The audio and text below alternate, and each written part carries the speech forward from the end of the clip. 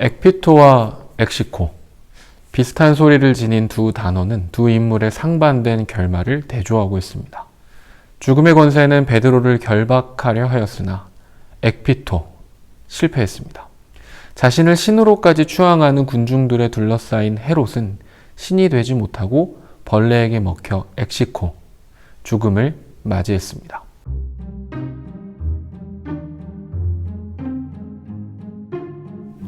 헤롯 아그리파 1세는 로마 황제의 명으로 이스라엘 지역을 다스리던 분봉왕이었습니다. 그는 유대인들의 환심을 사기 위해 노력했는데 사도행전 12장은 그 모습을 보여주고 있습니다. 먼저 예수님의 제자 중 한 명인 야고보를 잡아 처형했습니다. 헤롯은 야고보 처형에 대한 유대인들의 긍정적인 반응을 보고 여세를 몰아 또 다른 제자인 베드로까지 잡아들였습니다. 사건은 베드로의 처형을 하루 앞둔 어느 날 벌어졌습니다. 주의 사자, 곧 천사는 베드로가 갇혀있는 감옥으로 들어와 그를 깨워 탈출시켰습니다. 성경은 그 장면을 다음과 같이 묘사합니다. 호련히 주의 사자가 나타나매 옥중에 광채가 빛나며 또 베드로의 옆구리를 쳐 깨워 이르되 급히 일어나라 하니 쇠사슬이 그 손에서 벗어지더라. 천사가 이르되 띠를 띠고 신을 신으라 하거늘 베드로가 그대로 하니 천사가 또 이르되 겉옷을 입고 따라오라 하네. 베드로는 그 길로 그를 위해 기도하고 있던 이들을 찾아가 위로하고 격려한 후에 다시 길을 떠났습니다. 한편 베드로가 사라진 후 지키던 군인들을 처형한 헤롯은 유대 지방을 떠나 가이사랴로 가버렸습니다. 성경은 그곳에서 있었던 일을 전합니다. 장면은 헤롯과 두로 시돈 사람들 간의 갈등 상황으로부터 시작합니다.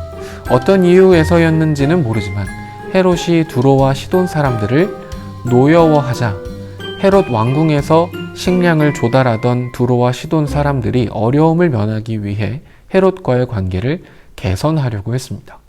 그들은 헤롯 왕의 침소를 맡은 블라스도라는 사람을 통해 화목하기를 청했고 헤롯은 날을 정하여 그들을 모두 불러 모았습니다.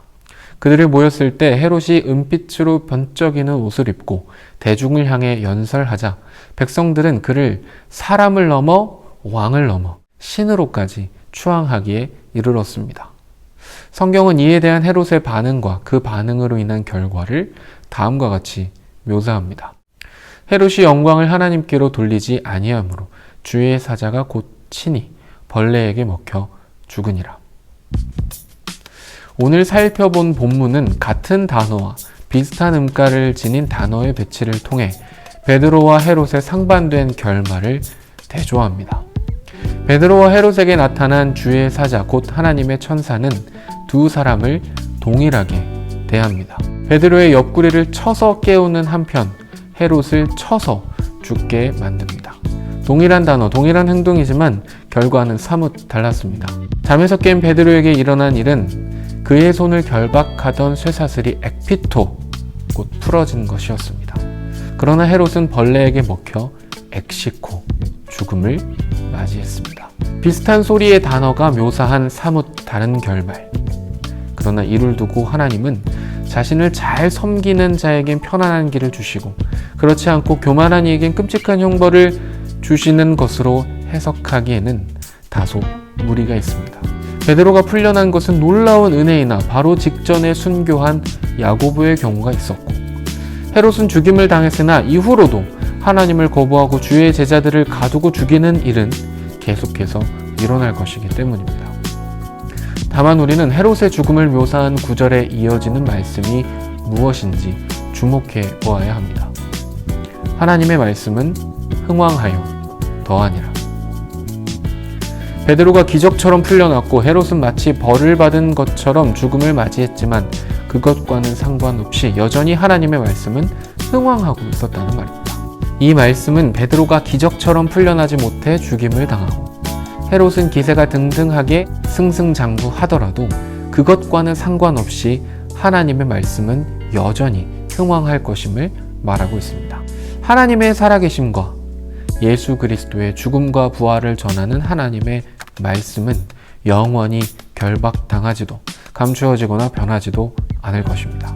쇠사슬에 묶여 많은 군인에게 포위되어 있는 베드로나 신으로 추앙하는 수많은 무리에 둘러싸인 헤롯이나 모두 영원하신 하나님 말씀 앞에 고개를 숙일 수밖에 없습니다. 다만 중요한 것은 창조주를 기억하지 않는 삶의 허망함입니다. 기적적으로 살아난 베드로 역시 헤롯과 마찬가지로 죽음을 맞이할 것입니다. 그러나 결코 같은 죽음은 아닐 것입니다. 창조주를 기억하지 않는 죽음은 허망하나 창조주를 기억하는 죽음은 결코 허망하지 않을 것입니다. 그러므로 여러분, 헤롯과 같이 신이 되려고 하지는 맙시다. 잡을 수 없는 바람을 잡고자 허망하게 손을 뻗지는 맙시다.